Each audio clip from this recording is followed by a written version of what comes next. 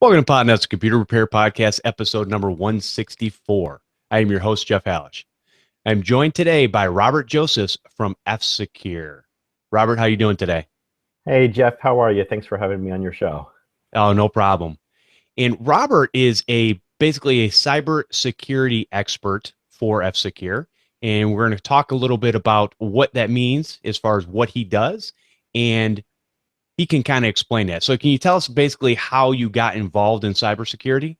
Sure, Jeff. So there's going to be a lot of technical people listening here, so I wouldn't call myself a cybersecurity expert, but I've been in the IT field for about 10 to 15 years, really focused on IT service management for the majority of that, and with a real heavy focus on knowledge management. And over the past year, I went from knowledge management to data-centric security, and it was just such an important part of IT as opposed to managing your knowledge and managing your IT assets. I really wanted to get into securing that, and also I was very curious about the privacy of that as well. So that's how I got into that. My particular role through all of these positions has been marketing. So I could talk about certain things, but I would not say that I would be a cybersecurity expert. But thank you for that. Well, when I look at experts, and a lot of people don't realize this, but an expert to me is somebody that knows a little bit more than somebody else. And if you're focused on the cybersecurity end of it, that's going to make you an expert and at least lead people in the right directions. As far as the technical side, maybe we don't know all the ins and outs of that, but that's okay, because Sure. we still got to be in the know in this industry. And it sounds like from your perspective, that's what you do, is bring Sure. that knowledge to people like us so that we can use that to better help our customers. Okay, so basically, it sounds like you don't have a formal cybersecurity background.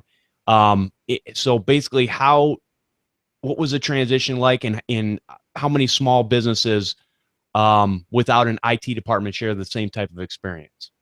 Sure, that's interesting. So when I first got into this, into cybersecurity, probably like a small business, just you become very overwhelmed with the amount of information that I was viewing.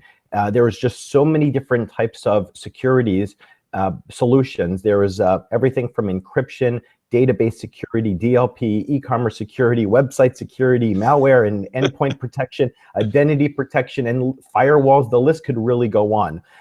It's definitely confusing for me. It was, and I'm sure that it would be for a lot of small businesses that are just trying to get a grasp of what they need in their environment to protect themselves.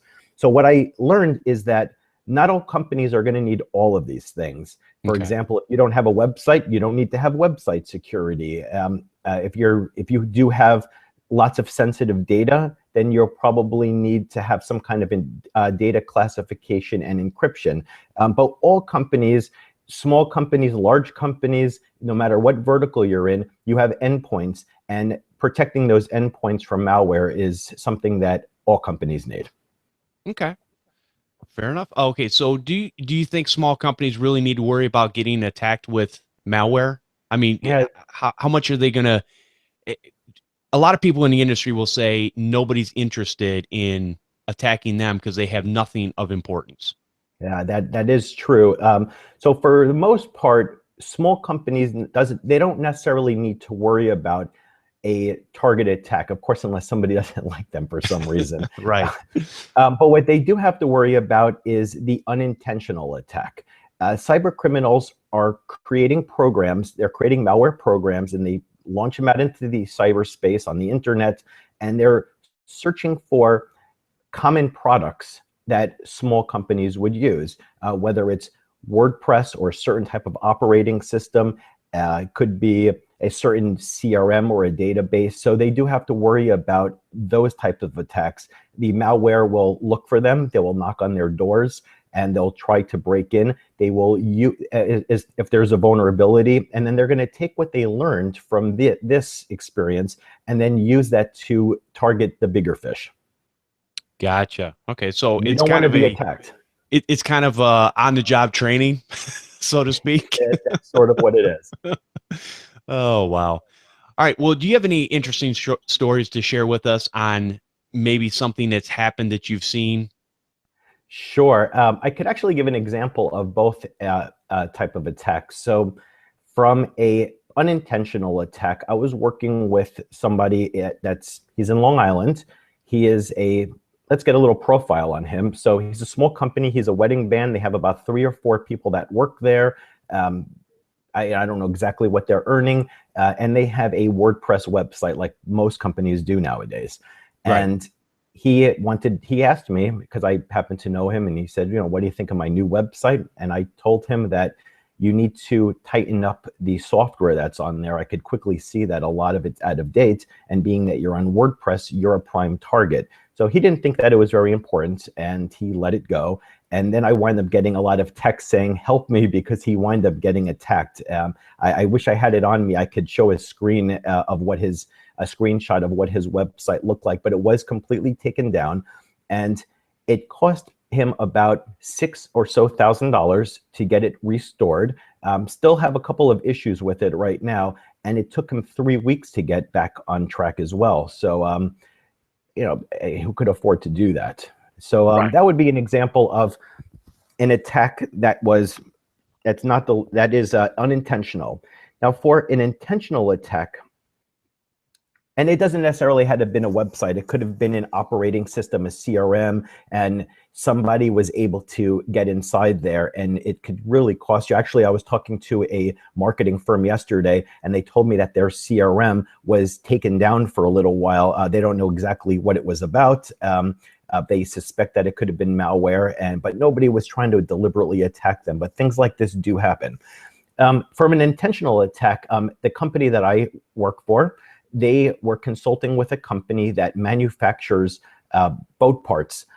They create CAD files with this boat parts.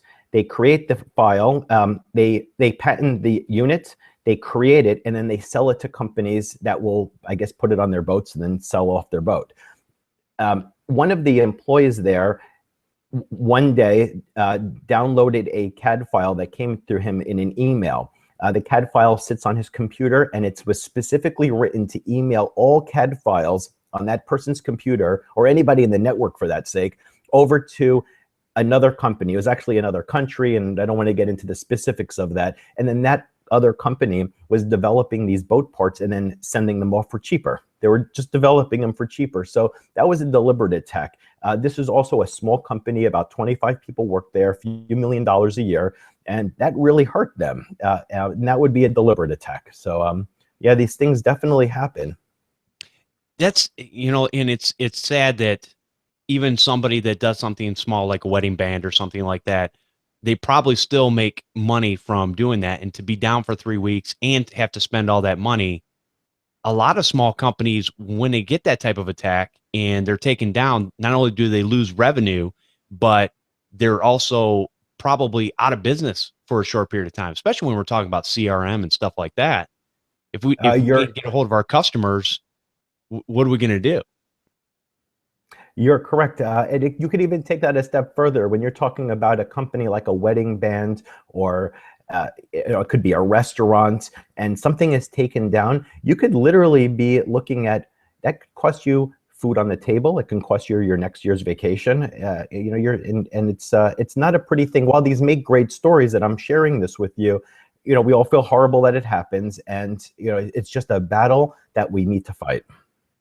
Well, and I think you said it perfectly there. Instead of burying our heads in the sand and going, nothing's going to happen to me, and especially for us in the IT industry, we need to teach our customers, this is very important for you, and here are the reasons why, and here are some examples of things that have happened, and not so much as a scare tactic, because I don't really like that, but it's a reality check, and we need a reality check to go, hey, you know what? I really need to think about this, and we really kind of need to push our customers in that direction, because everybody will look at a cost for doing something and they'll say, well, it never really does anything. And we have to come back to our customer and go, well, it's doing its job. That's why you're not bothered, or you're not taken down, or you're not attacked. Or if you are attacked, we're protecting you. And that's very important. I could agree more. What what can small companies do to protect themselves? Sure. Well, from a malware perspective, there's a few things. They first make sure that all of their endpoints have some kind of protection on that. And nowadays with BYOD, not only do you have to think about this from your stationary endpoints, but also your mobile ones as well. This is going to be, as you know, especially important for just literally every company that's out there. On all of these computers, you also have software, Microsoft, Adobe, Skype, Lifetime, whatever the software are that comes with that computer, could be an operating system. It's very important to realize that the companies that make this software have security updates sometimes released on a regular basis, and you want to keep up to date on those. Very important. Sometimes there's new features which you might like, and then sometimes there's just security vulnerability, so they'll put out what's called a security patch. And it's very important to keep up. And a lot of companies I see that don't do it, not only in your company, but in your home as well, it's important to do that. Did you know that 80% of malware could be deflected by having these security vulnerabilities patched? So that's really important. And if you're using a managed service provider to manage all of your security, you should ask that company, well, what brand names are you using for security? If they're hosting things on the cloud, what cloud provider are you using? Are you doing it internally? Are you using another company? Is it Microsoft Cloud? Is it Amazon? And you should know what the company is and what security measurements that company has as well. Absolutely. And from a residential standpoint, I'll add this too, is that a lot of residential people will come to me and say, how can I stop this infection from happening again? And because they might have XYZ antivirus on there. And I go, the reality is antivirus by itself is just not good enough anymore. There's nothing out there. I've seen every system come into my shop and they're all infected. So I let them know. I said, we need to manage this, and how we need to do that, we need to have some sort of third-party patch management like you're talking about, Windows patch management. You've got web filtering and your antivirus software, which is going to give you the best shot at protecting yourself. And even if you do get something, a lot of times it's very, very easy to fix after the fact versus when you get infected and all of a sudden that infection starts calling in their brothers and sisters and says, hey, come on, this one's open and we're just going to have a playground time with this computer. And so I think it's very important that people know that you've got to have all these different things in place. Yeah, you're correct. All right. So it's a lot of companies. Yeah. The BYOD, let's just go back to that for a second. It's so hard to manage some of that stuff and to make sure that people are, the other thing too, that people are doing is, especially from a residential standpoint, and even a business standpoint, they'll see a pop-up come up in the right-hand corner that says update Adobe Flash. And they're not sure if that's legitimate or not. So they don't click on it. They don't update it. Now they're vulnerable. And it's hard to teach people what is a good pop-up and what is a bad pop-up. So from our standpoint, we want to protect people from the get-go. And you know what? You don't worry about it. We'll do it. And Sure. that way, that's the easiest way to go with that, I think. You have three types of people that are looking at these types of patches. You have the first person that is looking at it and they're going to be proactive and they're going to download it and they're always keeping up to date with that. The second type of person sees it and says, you know what, I don't know if I necessarily trust that patch either because I don't know who is sending it to me, or I know that it's from Microsoft, but I want to let it ride a little bit and see what other people feel about this patch before I do it. And then you have the people that just simply ignore these patches altogether. And that's my customer base right there. Yeah. And we were talking about the BYOD, and why that's so important is because first you have, some companies do have a mobile fleet and they're giving out whatever it's tablets, or if they're giving out mobile phones to their employees, you should make sure that there's proper protection on there, because once they leave the network, the secure network perimeter, they go out into the world, they could get some kind of virus. Maybe they're at a public Wi-Fi at an airport or a Starbucks and somehow something happens to them. And then they bring that stuff with them inside the network, and that could easily spread around. So that is very important for BYOD. And that's not only with the company issued devices, but also with the devices that people, their personal devices, which is a little bit harder to control because the company doesn't own those. But some companies, as an incentive, will offer their employees some kind of free security that they could put, or at least give a recommendations of security and privacy software that they could put on their mobile device. Some mobile devices included it already, so that's a thing as well. All right, can you share a little bit about F-Secure and what differentiates it from other things that are in the I guess just other things? yeah, absolutely. So we are so F-Secure has a whole line of products. Focusing on the product that I traditionally focus on is a malware and network protection, or endpoint and malware and network protection solution. And it differentiates in a few different ways. The first one is, we were talking about the patch management before, and we are the only company, this product is the only product, the only security product that includes patch management with that. So it's actually a two-step process.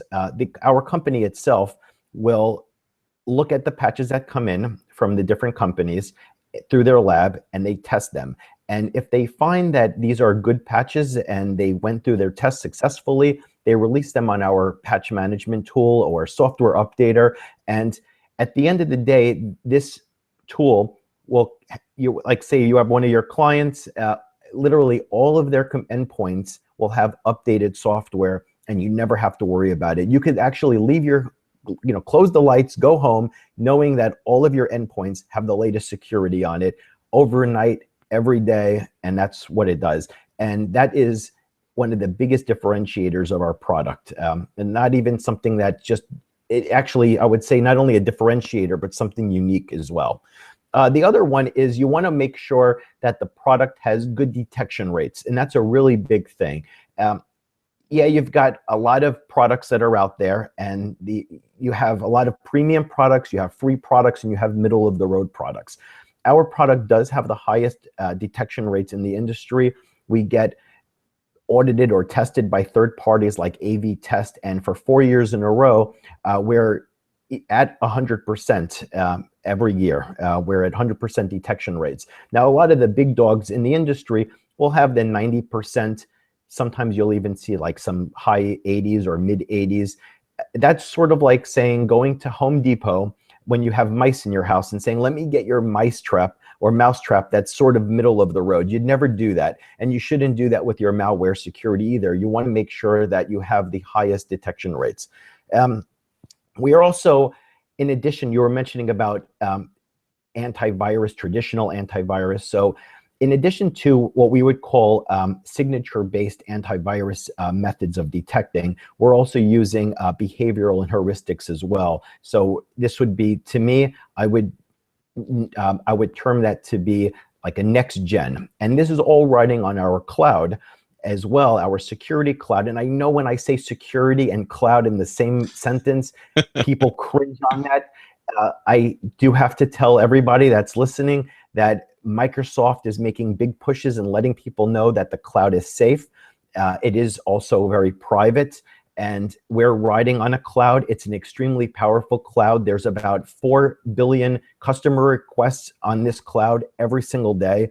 And now it's not about just not having hardware, about having a cloud. Now it's about, you just simply can't afford to have the power of this type of cloud or this type of processing power. And you could leverage that. And it's just so much more sophisticated than it was 6-7 years ago. So trust cloud. It's a very good thing.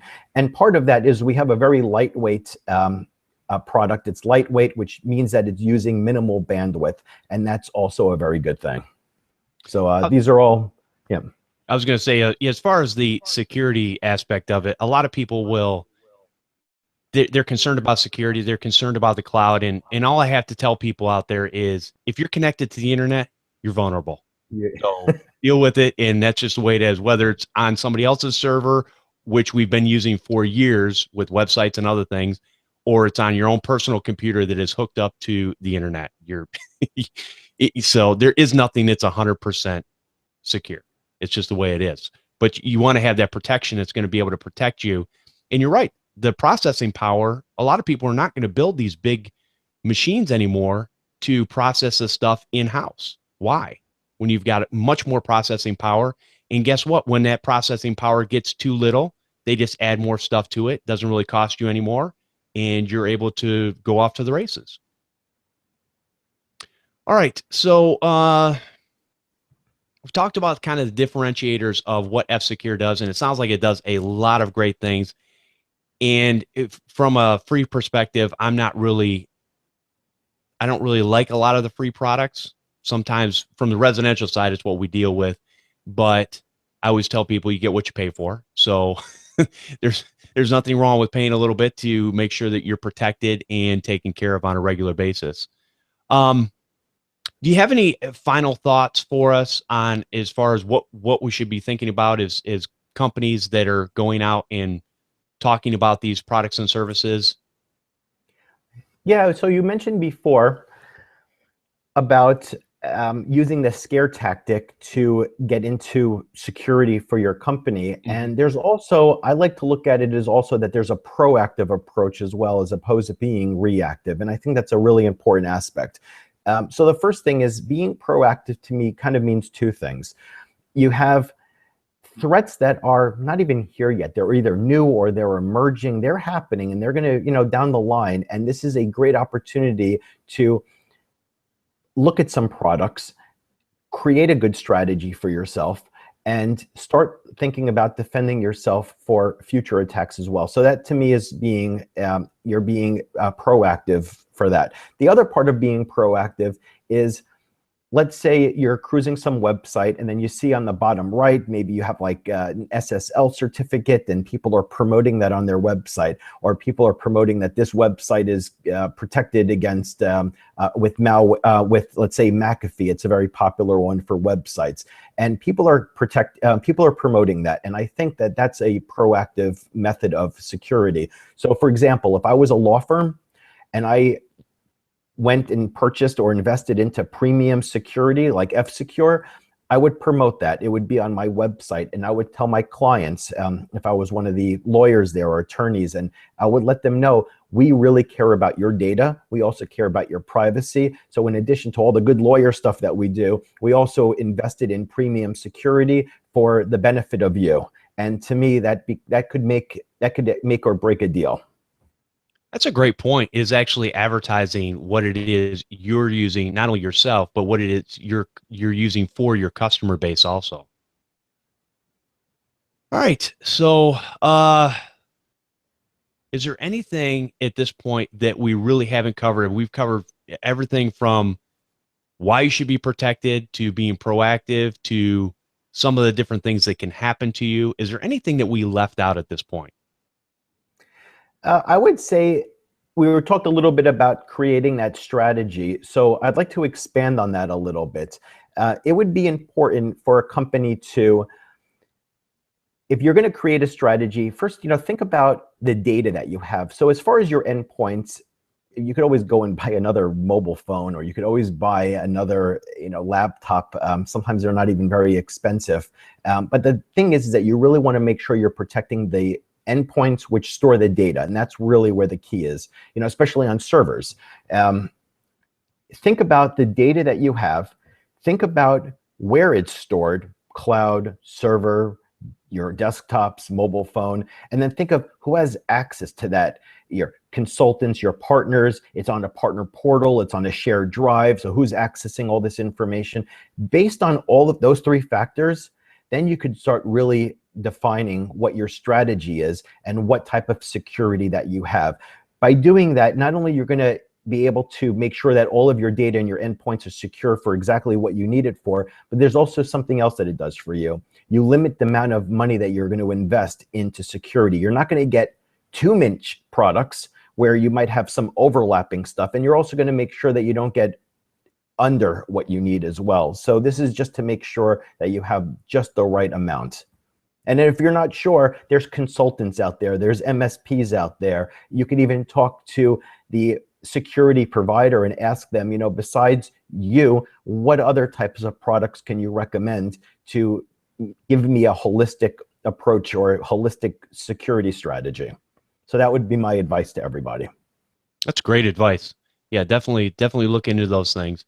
And Robert, I appreciate you taking your time to come on the show and share about your expertise, because yes, you do have some, and about your product and what you're representing. If people wanted to get in contact with you, because obviously one of the reasons that you were invited on the show was a good friend of ours, Brad Torrey from TTCS Computer Services, is one of your customers, and he recommended you as an expert in this area and something to talk about.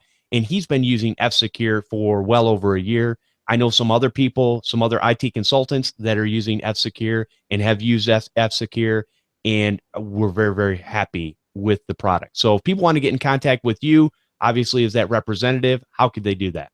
Sure. So, and by the way, I've had some great conversations with Brad. So thanks for saying that. So the best place to get information about my company would be www.f-secure.com. And to contact me directly, you could do NA, which stands for North America. So napartners at f-secure.com, and just ask for Rob. Okay. And we will definitely have those links in the show notes so you guys can get that information. Well, Robert, I appreciate you coming on the show and just sharing with us. It's been a blast and a lot of fun and a lot of good information as far as I'm concerned. Well, thank you, Jeff. Thanks for having me. No problem. All right. And again, I just want to thank Brad Torrey from TTCS Computer Services for inviting Robert on the show. Really appreciate that. If you'd like to feature your product or service on this show, send an email to podnutz@podnutz.com. And I want to thank everyone for listening and subscribing to the show. We'll see you next time on Podnutz, the Computer Repair Podcast.